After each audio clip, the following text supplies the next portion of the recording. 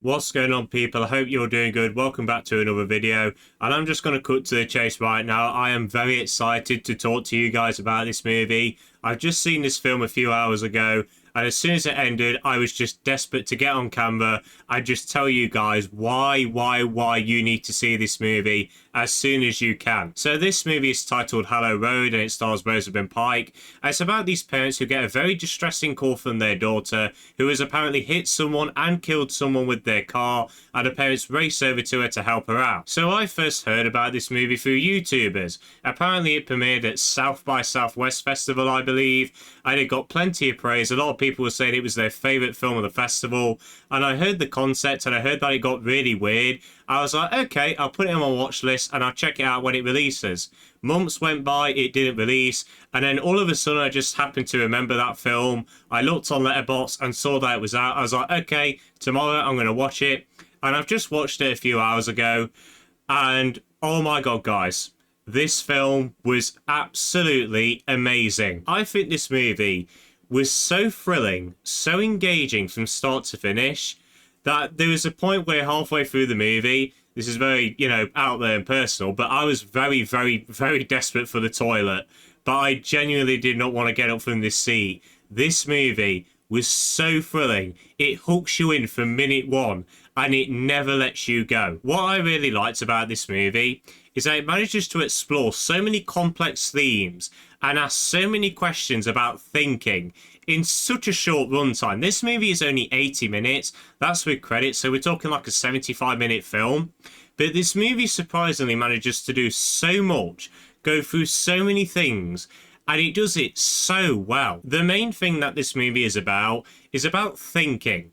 And what it does, it asks you the question: if you were in this situation, if your son or your daughter called you up and said that they hit someone with their car and they believe the victim is dead, what would you do? Would you think logically, or would you think emotionally? That question is shown on full display with the two characters. One character is thinking emotionally, only really cares about the well-being of their daughter, but then the other character is thinking logically and thinking, she's in the right, she did this, so maybe she deserves to be punished.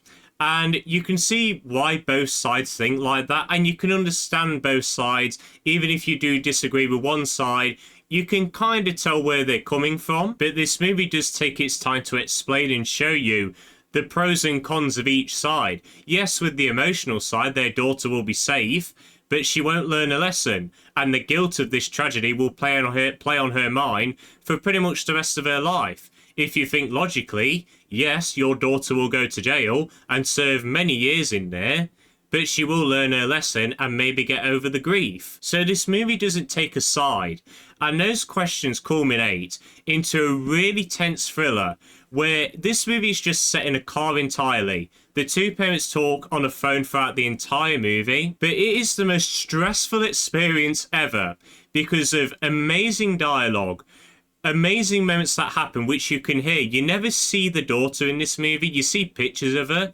and that is it. And you just hear her experience on the other end.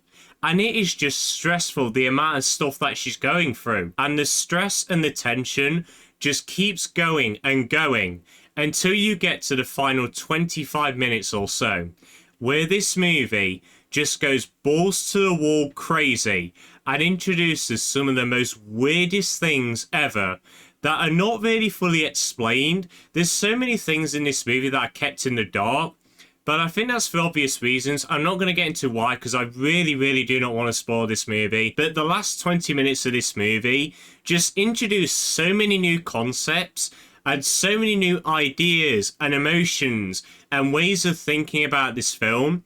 And as I said earlier, in such a short space of time. But it really does work because they're built up upon in the first half of this movie. And now we're seeing the conclusion of those themes and questions. The movie changes genre in pretty much an instant. As soon as you get into that second half, this movie just turns into something different. And there's so much more mystery. But it just works. I mean, you're going to have to see the film for yourself to know why. But I think it really added so much more to the themes and the messages and the questions of this movie. And this isn't all one of those movies where every person's interpretation of the ending will be very different, much like Weapons a few weeks ago. And I think every theory can work no matter what you say. I certainly have my opinions on what the overall message of this film was, but I can understand if other people think different. Because this movie just does so many things, and it introduces this thing over here, and you think, oh, so that's what the message is going to be. But then it's contrasted by this later in the movie. And it's just such a unique experience, and I absolutely loved it. Another thing which I really liked about this movie was how it was shot and directed. As I mentioned earlier, the movie takes place entirely in a car, and even when the characters do get out of the car on the rare occasion, the camera still stays in the car. Like you're a backseat passenger, like you're with these two characters on this journey, in this awful situation. It's like you're a spectator who can't speak or do anything. I do have one little flaw with this movie though, and I do think if this issue did carry on throughout the film, I don't think I would have liked it as much, and that's with the audio. Now, as I keep mentioning, you only hear the daughter over the phone, and the audio is not clear because it's a phone. That's what audio on phones is like. But there's several times in this movie where the audio of those moments is so clear.